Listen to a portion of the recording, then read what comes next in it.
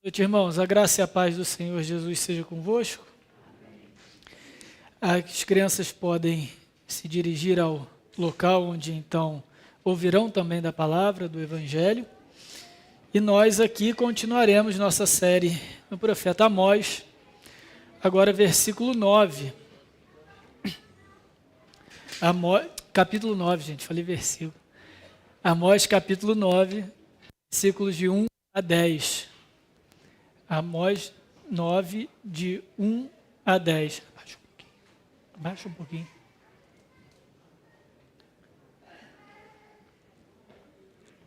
Amós 9, de 1 a 10.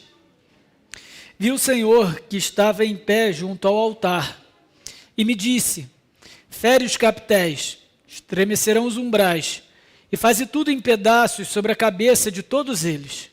Matarei a espada até o último deles. Nenhum deles fugirá e nenhum escapará.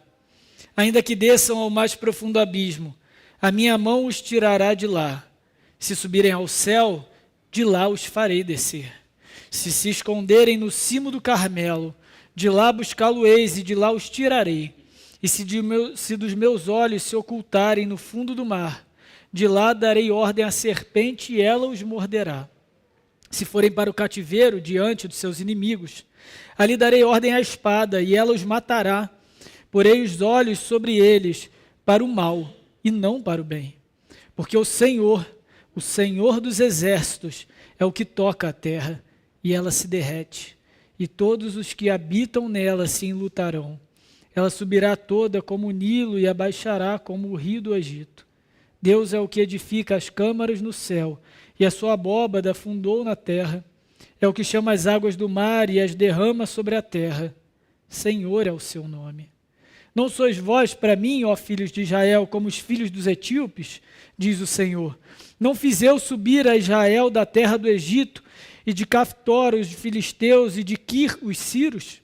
Eis que os olhos do Senhor Deus estão contra esse reino pecador, e eu o destruirei de sobre a face da terra, mas não destruirei de todo a casa de Jacó, diz o Senhor. Porque eis que darei ordens, e sacudirei a casa de Israel entre todas as nações, assim como se sacode trigo no crivo, sem que caia na terra um só grão. Todos os pecadores do meu povo morrerão à espada, os quais dizem: o mal não nos alcançará, nem nos encontrará. Até aqui a palavra do Senhor. Vamos fechar os nossos olhos, falar com Deus mais uma vez. Senhor nosso Deus e amado Pai, diante da beleza da Tua palavra, diante da força da Tua revelação, nós nos prostramos, Senhor. E pedimos que o Senhor tenha misericórdia de nós mais uma vez. Fala-nos através do Teu Espírito, através da Tua palavra. Instrua o nosso coração, aumente a nossa fé, para a honra e glória do Seu santo nome. Amém. Irmãos, chegamos no final do livro de Amós, capítulo 9, e essa que acabamos de ler é a quinta e última visão do profeta. E o livro de Amós é agora que a gente tem uma visão do todo desse livro, e as 5 visões deixam isso ainda mais claro. O livro de Amós traz uma progressão do juízo de Deus contra o reino de Israel, contra o reino do norte. Isso fica claro nas suas visões. Então, rapidamente lembrando as 2 primeiras, a visão do gafanhoto e a visão do fogo que descia até o abismo, Amós intercede pelo povo. Amós interage com Deus e pede por misericórdia. Na terceira e na quarta visões, a interação de Amós já é mínima. Deus simplesmente pergunta a Amós: Amós, o que você vê? O que você está vendo, Amós? E Amós responde o que vê. Mas nessa quinta visão, Amós permanece em silêncio. Amós é um mero espectador daquilo que Deus vai fazer contra o seu povo. É um espectador do juízo que Deus vai derramar sobre o reino de Israel. Essa progressão é intencional para mostrar que o juízo de Deus é inevitável. Não há escapatória para aquilo que Deus está comunicando a Amós. Ainda que ele interceda, ainda que Deus haja com misericórdia, ele certamente cumprirá a sua palavra. definitivamente, o Senhor virá ao encontro do seu povo para uma prestação de contas. E todo o livro do profeta Amós é incômodo, justamente por isso. Porque vemos uma face de Deus, vemos um aspecto do Senhor, o qual nós não estamos acostumados a ouvir e talvez até muitas vezes não queiramos ouvir. De um Deus de justiça, de um Deus de juízo, de um Deus que fere inclusive o seu povo, que castiga inclusive aqueles com quem ele tem aliança. Esse aspecto de Amós é sobretudo incômodo aos ouvintes modernos. Porque mesmo aqueles que não querem acreditar em Deus, mesmo aqueles que se dizem ateus, mesmo aqueles que se dizem distantes de qualquer fé, se incomodam com a ideia de um Deus de juízo. Não é verdade? Quando nós muitas vezes interpelamos ou questionamos aqueles que se afirmam não conhecer ou não acreditar em Deus, e a gente pergunta por quê? Eu não posso acreditar num Deus que manda pessoas para o inferno. Eu não posso acreditar nesse Deus que você serve. Porque no final das contas, esse sentido de juízo, ele nos incomoda. E esse é o retrato da sociedade, esse é o retrato da humanidade após a queda. A verdade é que depois da queda, depois da rebeldia de Adão, nosso pai, a humanidade toda vive uma constante e diária fuga de Deus. Dia após dia, o ser humano repete a tola cena do jardim. Após pecar, após comer do fruto que não devia, após romper o pacto com Deus, o que homem e mulher agora envergonhados e culpados fazem? Se escondem. Se escondem de vergonha. Se escondem de medo da presença do Deus Todo-Poderoso e Santo. E na realidade, irmãos, ainda que depois expulsos do jardim, continuamos fugindo da presença de Deus. Continuamos como seres humanos, como humanidade, fugindo da justiça de Deus. Porque justiça é essa que coloca o nosso pecado à mostra, coloca o nosso pecado à tona. O ser humano, depois do pecado, está em constante fuga. E a visão de Amós vem nos ensinar que essa fuga é inútil. Vem nos ensinar que é inútil qualquer tentativa do ser humano de fugir do juízo de Deus. Ele vai acontecer, é inevitável, e por isso Amós se cala. E o tema do sermão é exatamente esse: é impossível fugir de Deus, fora de Deus. A segunda parte eu guardo para o final, a gente vai explicar o tema, mas o tema do sermão é exatamente esse: é impossível fugir de Deus, fora de Deus. Primeiro ponto, então, a fuga inútil dos homens, versículos de 1 a 4. Vamos ler novamente o primeiro versículo do capítulo 9 de Amós.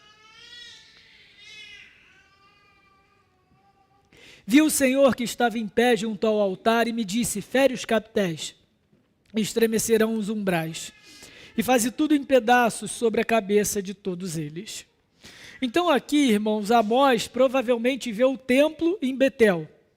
Isso por causa desse altar. O Senhor, ele está junto ao altar, ele está diante do altar. Então, Amós vê o templo de Betel e recebe uma ordem de Deus. A ordem é que ele fira, ou que ele quebre, que ele derrube os capitéis do templo. E o que são esses capitéis? É a base da coluna do templo. É aquele acabamento da coluna do templo antes da viga. Era o que sustentava o templo. Então, se Amós, de fato, destruísse isso, e essa visão de Amós, embora ele receba uma ordem de Deus, fica só na visão, Amós não executa de fato, porque isso é só uma ilustração do juízo iminente de Deus. Então, vejam que essa ordem de Deus, ela tem um objetivo, ela tem consequências muito claras: matar todos que estivessem dentro do templo. Matar todos que estivessem adorando ao Senhor. E parece uma ideia, ou parece uma visão estranha. Por que Deus manda matar os seus próprios adoradores? Porque quando a gente vê a história do Reino do Norte, e aqui depois de tantos sermões pesados, difíceis em Amós, nós vemos que na verdade essa é uma adoração hipócrita. Essa é uma adoração corrompida, contaminada, que buscava os próprios interesses, que era mesclada com idolatria e prostituição. Não era digna do Senhor. Era adoração digna de homens, para satisfazer os interesses sociais, políticos, carnais, humanos, daqueles adoradores do Reino do Norte. Sim, havia um altar para o Senhor, mas era só o altar. A verdade é que aquele povo já havia abandonado ao Senhor e se corrompido muitas vezes, e há muito tempo. Então o que Deus diz é o seguinte: agora eu vou dar cabo dessa adoração hipócrita. Por isso, Amós, derruba o próprio templo em cima desses meus falsos adoradores, desses que me adoram somente com a boca, mas a vida é completamente contrária àquilo que pregam, àquilo que dizem crer, àquilo que dizem ser, povo de Deus. Por isso, derrube o santuário em cima das suas cabeças. E aí, então, o texto continua ainda no versículo 1. Pode ser que nessa demolição ainda houvesse um ou outro que escapasse com vida. E o que Deus diz é ainda mais forte na segunda metade do versículo 1. Matarei a espada até o último deles. Nenhum deles fugirá. Nenhum deles escapará. É como se na visão o próprio Deus entrasse nas ruínas do templo, buscando aqueles que sobreviveram ao desastre, sobreviveram à destruição, e ele com a sua própria mão, com a sua própria espada, os matasse. Não haveria sobreviventes. Ninguém fugiria do juízo de Deus. Essa é a visão de Amós. E essa visão é reforçada no discurso de Deus a partir dos versículos, a partir do versículo 2. E aqui então agora Deus vai se mostrar, vai se apresentar como o Senhor soberano do universo. Ele vai explicar para Amós e para o povo que receberia essa profecia por que não é possível fugir do seu juízo, porque é impossível, é inútil tentar fugir do castigo de Deus. E ele então exemplifica isso através de extremos. Deus então descreve 5 locais para os quais o povo poderia fugir, obviamente de forma metafórica. E aí então, nos 4 primeiros, 2 pares, ele coloca extremos. Então, versículo 2, ainda que desçam, ou seja, o povo de Deus tentando fugir do juízo de Deus, ainda que eles desçam ao mais profundo abismo, a minha mão os tirará de lá. E se subirem ao céu, de lá os farei descer. Que abismo é esse, irmãos? Esse abismo no hebraico é o Sheol, é a morada dos mortos, é a sepultura, como a gente lê muitas vezes nos Salmos, é a mesma palavra aqui, sepultura, morada dos mortos, é a habitação para onde vão aqueles que depois que acabam os seus dias na terra. Então, se fosse possível fugir para o Sheol, se fosse possível fugir para a morada dos mortos, ainda assim Deus os tiraria de lá para executar o seu juízo. Ou se fosse possível, então o outro extremo, não a morada dos mortos, mas a morada dos santos, as moradas celestiais, onde Deus habita com os seus santos e com os seus anjos, que aqui é o céu. Se subirem ao céu, de lá o Senhor os faria descer para executar o seu juízo. Não há local espiritual, não há local para além da criação, para onde nós podemos fugir do castigo de Deus. Alguns dizem que o inferno é a ausência de Deus, mas isso não é verdade. Porque o Deus Todo-Poderoso é Deus do Sheol e é Deus dos altos céus. O nosso Deus, Criador dos céus e da terra, só é de fato soberano, e Ele é, se Ele governar tudo que existe, inclusive o inferno. O Senhor tem autoridade sobre o inferno. E digo mais para os irmãos, o Senhor é Senhor do inferno. Se há um trono, se há um Senhor no inferno, é o próprio Deus. Porque Ele também o criou. E o criou para condenação daqueles que se rebelam contra Ele. E aqui fica muito claro, não há como fugir, seja no Sheol, seja no alto céu, nas regiões celestiais, o Senhor executará juízo. Mas ainda que se escondam na criação, ainda que se escondam no mundo material, no mundo criado por Deus, formado esse onde nós habitamos, e aqui mais um par de extremos, versículo 3, e se eles se esconderem no cimo do Carmelo, no topo do Carmelo, de lá buscá-lo-eis e de lá os tirarei. E se dos meus olhos se ocultarem no fundo do mar, de lá darei ordem à serpente e ela os morderá. Os mesmos extremos. Aqui o Carmelo, dentro do território do Reino do Norte, era o monte mais proeminente, era um monte de maior destaque. Era então aquela formação rochosa que não havia outra naquela região tão alta quanto ele. E se ainda assim alguém tentasse subir ali para fugir de Deus, seria impossível. Ou se mergulhasse no mais profundo oceano, ainda assim o Senhor estaria presente e lhes tiraria dali para executar o seu juízo. Por que Deus fala essas coisas? Justamente para mostrar que é impossível ao homem fugir da sua justiça, fugir do seu juízo. Não há nada por conta própria que possamos fazer para fugir dos olhos de Deus, porque Ele é soberano sobre os céus e sobre a terra. E isso é impossível para nós, criatura, fugirmos dos olhos de Deus. No versículo 4, então, o Senhor revela mais um aspecto dessa tentativa inútil de fuga. E esse para nós é de grande interesse, porque ele é muito aplicável nos dias de hoje. Versículo 4. Se forem para o cativeiro diante de seus inimigos, ali darei ordem à espada, e ela os matará. Porei os olhos sobre eles para o mal e não para o bem. Eu digo que é interessante essa tentativa de fuga, porque vejam o que esses homens, o que essas pessoas estariam dispostas a fazer. Se entregar como escravo aos seus inimigos. Se entregarem cativos. Então eles veriam a escravidão dos seus corpos, o fim da sua vida, o fim da sua liberdade, como algo melhor do que o juízo de Deus. E nem assim eles fugiriam da justiça de Deus. Irmãos, quando a gente olha para a nossa realidade, quando a gente olha para os nossos dias, muitas pessoas têm essa mesma atitude. Alguns certamente por culpa, alguns certamente por não conseguir lidar com a vida, lidar com a sua própria existência, porque estão afastados de Deus, sim, retiram a vida e tentam fugir para o Sheol, porque já não sabem lidar com a vida. Já não conseguem lidar com a sua existência, já não veem propósito para si.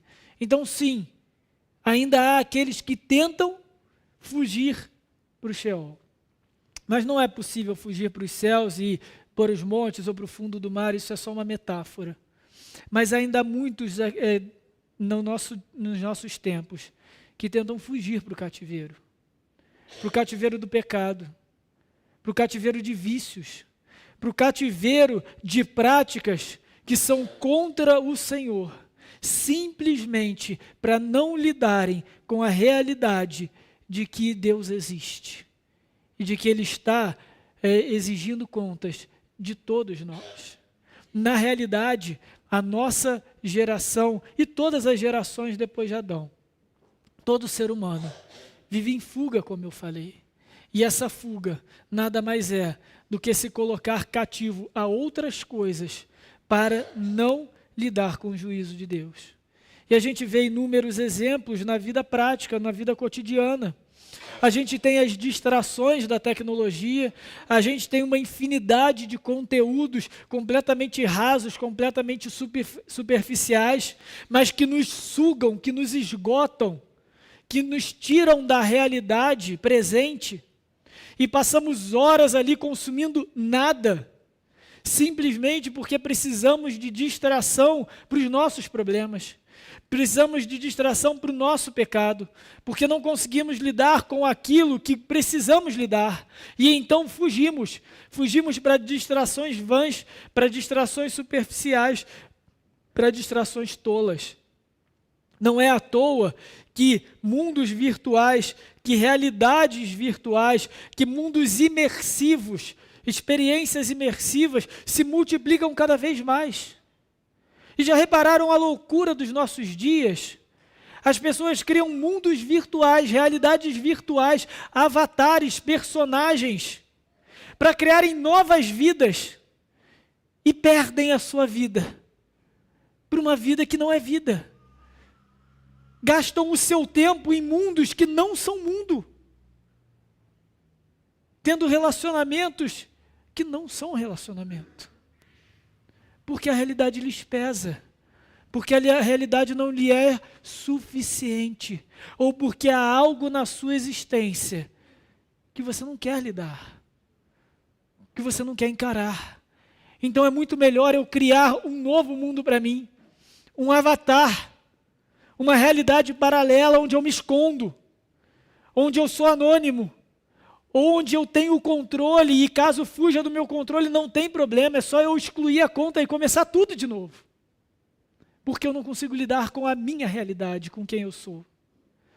E não só acontece com os mundos virtuais, com as experiências de imersão, isso acontece no nosso trabalho, na relação do ser humano com o trabalho, quando muitas vezes as pessoas se afogam no trabalho, elas se cobrem do trabalho, elas vivem para o trabalho, com a desculpa de que estão construindo carreira, de que é o momento da vida delas, porque elas estão construindo algo grande, que elas precisam se dedicar para isso, porque elas estão deixando um legado, porque elas estão sustentando a sua casa, porque elas estão construindo um futuro para os seus filhos, quando na realidade elas estão usando o trabalho como meio de fugir da realidade, porque Deus está na realidade.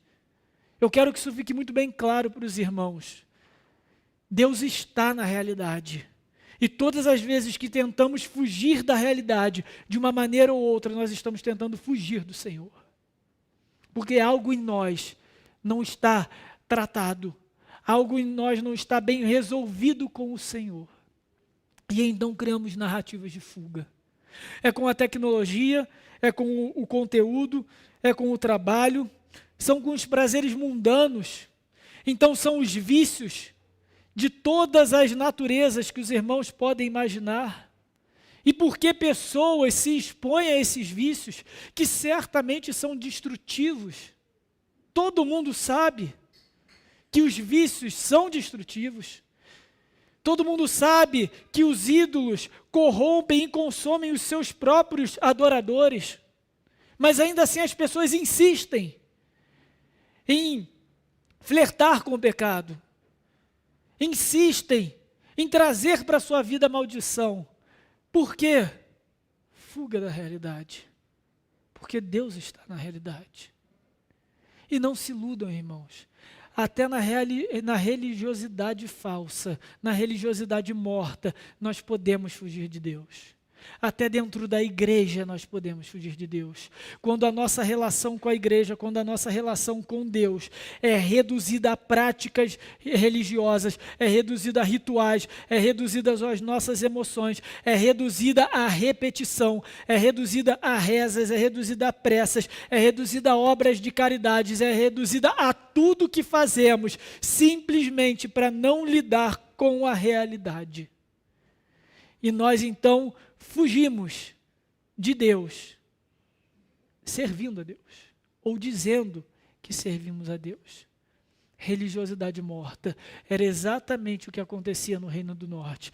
Eles serviam a Deus, mas isso não significava nada, porque no coração deles, eles continuavam seguindo a própria vontade e a própria maldade. E a visão de Amós é justamente essa: um templo que cai sobre os seus adoradores para os matar. Qual é a sua fuga? Olha para a sua vida hoje. Olha para a sua realidade hoje. E ainda que crente que seja, nós flertamos com a fuga? O que nós buscamos como distração? O que nós buscamos como ausência? Para não lidar com aquilo que precisamos tratar no nosso coração.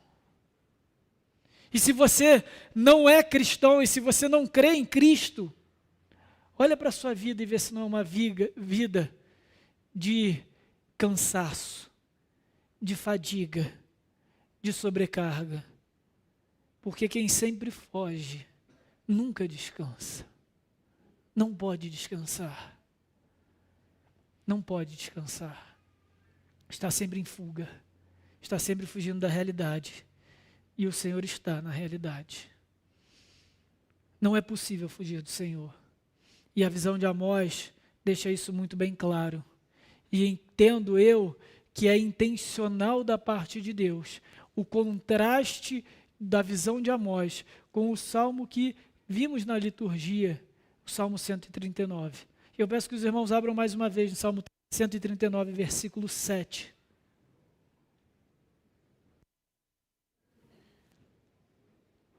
O contexto aqui do Salmo é completamente outro, como vimos aqui, como já vimos hoje. É um contexto de adoração, é um contexto de louvor a Deus pela sua onipresença, pela sua soberania. Ambos os textos, irmãos, mostram o governo de Deus sobre todos os lugares da terra. Os mesmos contrastes do Salmo 139 aqui no versículo 7 a 10 são os mesmos contrastes que acabamos de ler em Amós 2 e 3. Mas o contexto é outro. Vejamos de novo o Salmo 139, versículo 7. Para onde me ausentarei do teu espírito? Para onde fugirei da tua face? Se subo aos céus, lá estás, e se faço a minha cama no mais profundo Sheol, lá estás também, no mais profundo abismo. Se tomo as asas da alvorada e me detenho nos confins dos mares, ainda lá me haverá de guiar a tua mão, e a tua destra me sustentará. Então, a metáfora aqui do salmista de fuga, na realidade, ela não vai ser realizada pelo salmista. É só uma ironia para louvar a Deus, ainda que eu fugisse do Senhor, ainda que eu tentasse fugir. Deus é tão bom, Deus é tão misericordioso, Deus me ama tanto, é tão cuidadoso comigo, que a mão do Senhor vai me sustentar onde quer que eu vá, né? Onde quer que eu vá no universo. Deus então se apropria desse salmo que é dele, que é para a sua glória, e diz: isso também serve para o juízo. Isso também serve para a minha justiça. Isso também serve para o meu castigo.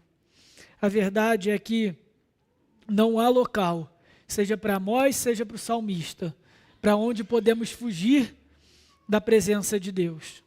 E a verdade, irmãos, é que esse contraste separa exatamente a disposição do nosso coração. Há aqueles que simplesmente adoram o Senhor e o amam, porque Ele está presente em todo lugar. E é impossível fugir da sua presença. E fazem coro com o salmista. Mas há aqueles que na dureza do seu coração, ainda assim, tentam fugir do Senhor. E não conseguem. E não conseguem. A nossa reação diante da soberania e do poder de Deus revela a disposição do nosso coração. Sempre foi assim, desde a queda, e será assim até o último dia. Em Apocalipse 6, versículo 15 a 17, João descreve de forma simbólica, obviamente, o dia do juízo final. E vejam então agora a visão de João, que não necessariamente acontecerá exatamente dessa forma, mas ele representa a mesma fuga que a gente vê de Gênesis passando por Amós até Apocalipse. Apocalipse 6, versículo 15. Os reis da terra, os grandes, os comandantes, os ricos, os poderosos, e todo escravo e todo livre se esconderam nas cavernas e nos penhascos dos montes, e disseram aos montes e aos rochedos: caí sobre nós, e escondei-nos da face daquele que se assenta no trono e da ira do Cordeiro. Porque chegou o grande dia da ira deles, e quem é que pode suster-se? Em outras palavras, o ser humano foge de Deus, foge da ira de Deus, mas quando chegar o dia do juízo final, eles desejarão que as pedras dos montes caiam sobre as suas cabeças, para que eles não estejam face a face com o Cordeiro de Deus, com o Cristo que vem julgar vivos e mortos, grandes e pequenos. Eles desejarão a morte. Em outro momento, o livro de Apocalipse nos diz que naqueles dias desejarão a morte fugirá deles. Então, irmãos, nós vemos que essa é a postura daqueles que, olhando para Deus, não o temem como Senhor, não o amam, não o servem, e tudo que conseguem fazer é fugir da vontade de Deus, é fugir do juízo de Deus. Mas tal fuga é inútil. E ela é inútil porque existe um Deus que reina soberanamente sobre a criação. E agora, no nosso segundo ponto, veremos a iminência do juízo de Deus. É garantida pela sua soberania. Versículos 5 e 6. Versículo 5, então, primeiramente de Amós 9. Porque o Senhor dos exércitos, é o que toca a terra e ela se derrete, e todos os que habitam nela se enlutarão. Ela subirá toda como o Nilo e abaixará como o rio do Egito. Agora Deus então explica porque é impossível essa fuga. Toda a criação está a serviço de Deus. O Senhor não é um Deus local, não é um Deus regional como os falsos deuses que o reino de Israel, com os quais o reino de Israel havia se corrompido. O Senhor, como a gente vê aqui no versículo 5, é o Senhor dos exércitos. E esse é um título muito importante na Bíblia, no Antigo Testamento, porque é um título que revela o governo de Deus sobre as hostes celestiais, sobre os anjos, sobre os corpos celestes, as estrelas, as galáxias, tudo que há no firmamento. Responde ao Senhor como o seu exército. Em outras palavras, se Deus tem consigo o exército dos anjos, não há qualquer outro exército que não o suporte. Nem mesmo Satanás e seus anjos conseguem prevalecer contra o exército dos céus. Em outro momento, em Apocalipse, é dito que Miguel e seus anjos lutou contra Satanás e seus anjos. Mas esses, os últimos, não conseguiram prevalecer sobre Miguel e seus anjos. O exército dos céus é a força militar que há de maior poder nessa existência, no universo. E isso está sob o comando do Senhor. Por isso ele é o Senhor dos exércitos. Então, todos os exércitos estão sob os seus pés. Os exércitos dos homens, os exércitos diabólicos, todos os exércitos estão sob o comando, sob o governo, sob a autoridade do Senhor. É a esse que todos os seres humanos responderão. E por isso, então, que o texto se apresenta a Deus como Senhor dos exércitos. E agora ele é Senhor sobre forças incontroláveis. Ele é Senhor sobre a terra. Vejam, ele é o que toca a terra e ela se derrete. E todos que habitam nela se enlutarão, porque haverá morte. Haverá morte, sobremaneira, incontável morte, quando o Senhor aplicar o seu juízo. Ela subirá toda como o Nilo e baixará como o rio do Egito. E no versículo 6, Deus é o que edifica as suas câmaras no céu. Ele constrói a sua habitação no céu e a sua abóbada fundou na terra. O fundamento da sua morada é a própria terra. É o que chama as águas do mar e as derrama sobre a terra. Senhor é o seu nome. O que Deus está nos revelando aqui? Que essas forças aparentemente incontroláveis pelo ser humano, elas também estão a serviço do Senhor. Por isso que é inútil fugir do juízo de Deus. Porque tudo responde ao Senhor. Porque tudo está diante dos seus olhos e tudo responde ao seu governo. O Senhor estabelece a sua morada nos mais altos céus. E ele encerra então esse versículo dizendo: Senhor é o seu nome. E se vocês repararem, irmãos, aqui Senhor está em maiúsculo, assim como no versículo 5, Senhor dos exércitos, porque esse termo Senhor aqui é o nome da aliança. é o acróstico, ou seja, é a primeira letra de cada palavra da expressão eu sou o que sou. Então, todas as vezes na Bíblia, no Antigo Testamento, que vocês lerem Senhor em letra maiúscula, é o nome da aliança. Lembrem-se de Deus se revelando a Moisés. Eu sou o que sou. Eu sou o Deus da aliança. Eu sou o Deus de Abraão, de Isaac e de Jacó.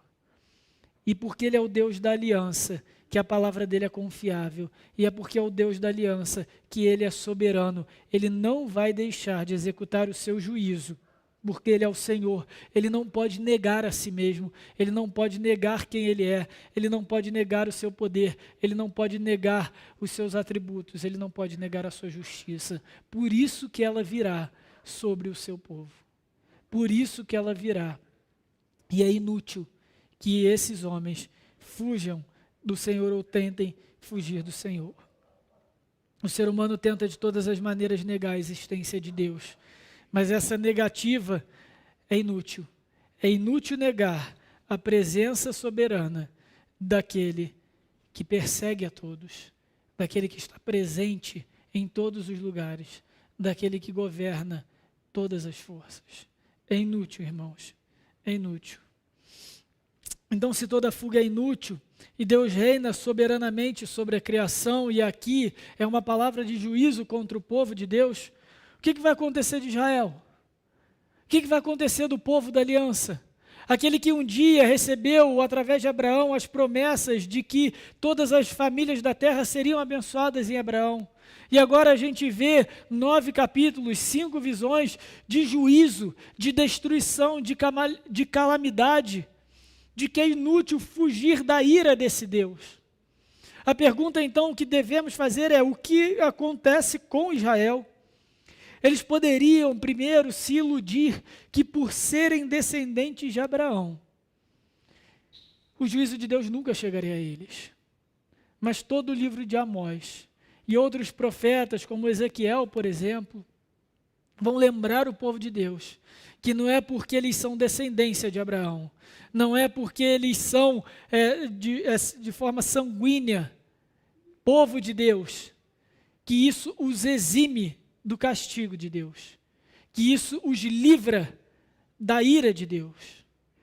Não, Deus, não basta para Deus o privilégio da aliança, é necessário que também seja acompanhado de obediência pelo povo da aliança. E na falta dessa obediência, o povo de Deus sofre o castigo de Deus. Esse é o ponto do livro de Amós. Mas a graça diante de Deus, não como mérito do povo. E graça é exatamente o oposto de mérito.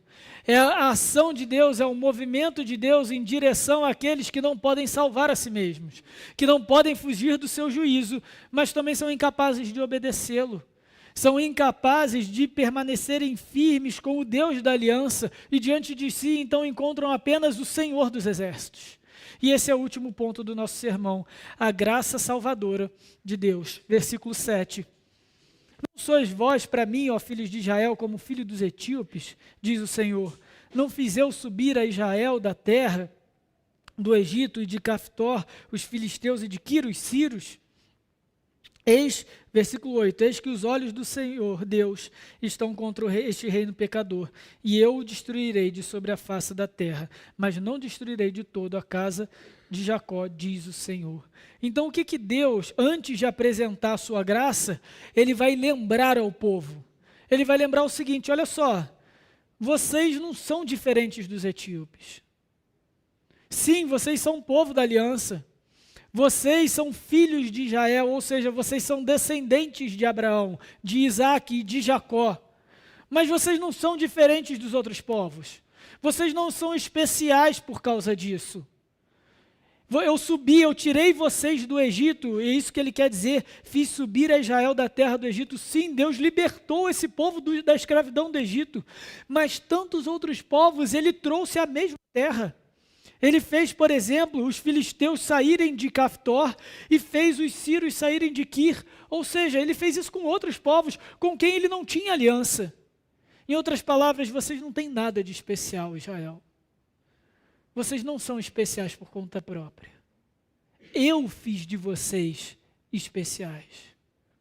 Aquilo que o Senhor faz de nós é o que nos torna povo do Senhor, é o que nos torna filhos de Deus. Em nós não somos merecedores de nada. Esse era o erro da nação de Israel, que achava que poderia fazer o que quisesse, porque afinal de contas era descendente de Abraão, de Isaac e de Jacó. Então o juízo de Deus jamais chegaria a eles.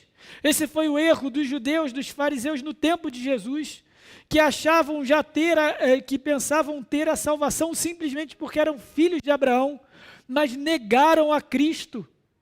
E o que Jesus disse: se vocês fossem verdadeiros filhos de Abraão, vocês creriam nas minhas palavras, mas vocês são filhos do diabo e vocês fazem a vontade do pai de vocês. E é isso que Paulo também vai dizer em Romanos, quando ele diz que o verdadeiro israelita não é israelita de sangue, mas é aquele que crê em Cristo Jesus. Esse é o verdadeiro povo de Deus. Essa é a verdadeira Israel. Esse é o verdadeiro povo eleito, e é isso que Deus está ensinando para o povo. E isso daí também serve para nós, irmãos. Não basta nós simplesmente termos nascido na igreja. Não basta simplesmente os nossos pais, as nossas mães sermos crentes. Sim, nós vamos desfrutar das bênçãos da aliança por causa disso. Que bênçãos são essas? Ouvir a palavra, ouvir o evangelho desde criança, ser instruídos no caminho do Senhor desde de criança, desfrutar do povo de Deus, da comunhão desde criança, mas nada disso salva. O que salva são os nossos joelhos dobrados diante de Cristo, o reconhecendo como Senhor da nossa vida. Não há mérito nosso. Não se apeguem à sua herança humana, a sua tradição. Se apegue a Cristo, e é exatamente isso que Deus está lembrando o povo. Mas ele diz, ele conclui no versículo 8, mas não destruirei de todo a casa de Jacó, diz o Senhor. Olha o nome pactual de Deus de novo. Por que aqui diz o Senhor? Porque ele está dizendo, olha só, eu não me esqueci da aliança, eu não me esqueci da promessa que eu fiz a Abraão, a Isaac, a Jacó, eu não me esqueci da promessa que eu fiz para Moisés e para o povo e para todo o povo no Sinai, eu não me esqueci dessas promessas, da promessa que eu fiz a Davi, eu não me esqueci. Eu vou resgatar, eu vou salvar, eu vou preservar uma parcela do meu povo, para que vocês saibam que a aliança de Deus permanece para sempre. Mas o juízo de Deus certamente virá sobre Israel. O povo da aliança não será exterminado. A graça de Deus é o que preservaria uma parcela fiel, ainda que pequena, na qual as promessas seriam cumpridas. Por isso que Deus diz que não destruiria toda a casa de Jacó. E aí no versículo 9 e 10 ele usa uma última ilustração para a sua graça, para a sua misericórdia, para a sua separação, sua eleição. Versículo 9, porque eis que darei ordens e sacudirei a casa de Israel entre todas as nações, assim como se sacode o trigo no crivo, sem que caia na terra um só grão. Todos os pecadores do meu povo morrerão à espada, os quais dizem, o mal não nos alcançará, nem nos encontrará. Irmãos, a falsa segurança é mortal. Isso fica muito claro aqui no texto. O maior perigo que o povo poderia enfrentar não era o cativeiro, mas era a autossuficiência. E esse é o maior perigo que podemos enfrentar, é a autossuficiência. É quando olhamos para nós e achamos que está tudo resolvido. E achamos que nós não precisamos nos arrepender, que não tem nada na nossa vida do qual precisamos nos livrar. Esse é o auto-engano, e isso é terrível para o povo de Deus. Isso é mortal para muitos. E esse é o último modo de fuga, aquele que foge para dentro da sua própria autossuficiência. Aquele que foge do próprio pecado quando diz, eu não tenho pecado. E João, na sua primeira carta, diz que aquele que diz não tem pecado, engana-se a si mesmo e chama Deus de pecador. Por isso precisamos reconhecer o nosso pecado, reconhecer quem nós somos e então olhar para Deus. É impossível, irmãos, como eu disse no início, ao homem escapar da ira de Deus. Nem as alturas, nem as profundezas podem nos esconder do juízo de Deus, da ira dele contra nós. mas há um lugar seguro contra o juízo de Deus. Como eu disse, o tema desse sermão é impossível fugir de Deus, fora de Deus. Então há sim um lugar para onde nós podemos fugir da ira de Deus, que é justamente aos pés da cruz. É justamente na sua presença. É justamente de joelhos diante do Senhor, dizendo: Senhor, eu mereço que as pedras desse santuário caiam sobre a minha cabeça. Sim, Senhor, não há local nesse mundo para onde eu posso fugir da sua ira. Por isso tenha misericórdia de mim, que sou pecador. Quando Cristo morreu na cruz por nós, meus irmãos, Ele mesmo se colocou em fuga. Ele mesmo se fez fugitivo de Deus. Ele sofreu em si o desprezo, a maldição e o desamparo reservado para os pecadores, para que nós não mais vivêssemos em fuga. Você não precisa mais viver em fuga. Você não precisa fugir do seu pecado. Você não precisa fugir das suas dores, do seu sofrimento. Você não precisa fugir da culpa diante da ira de Deus. Você não precisa fugir da sua existência, porque Deus está na existência, Deus está no real. Porque agora Cristo se fez fugitivo, se fez abominável, para que nós não mais vivêssemos em fuga. Sim, é possível ser refugiado do juízo de Deus, debaixo da sua própria graça, debaixo da sua destra, daquela, como diz o salmista, para onde não poderemos fugir em local nenhum. Sim, nas alturas e nas profundezas não podemos nos esconder do juízo de Deus. Nem tampouco podem as alturas e as profundezas nos separar do amor de Deus, uma vez que o recebemos por meio do sacrifício de Cristo. Por último, abram comigo em Romanos 8, 38.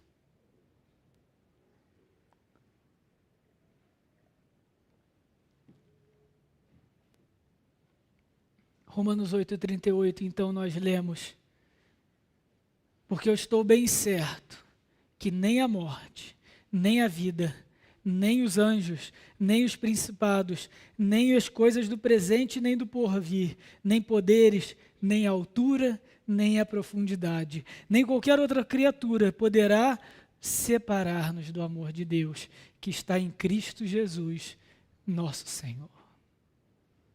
É por essa verdade que nós não precisaremos e nós não precisamos mais fugir de Deus. Porque nós somos refugiados, estamos refugiados na cruz do nosso Senhor Jesus. Feche seus olhos, vamos falar com Deus. Senhor nosso Deus e amado Pai, te louvamos, Senhor, porque outrora éramos fugitivos.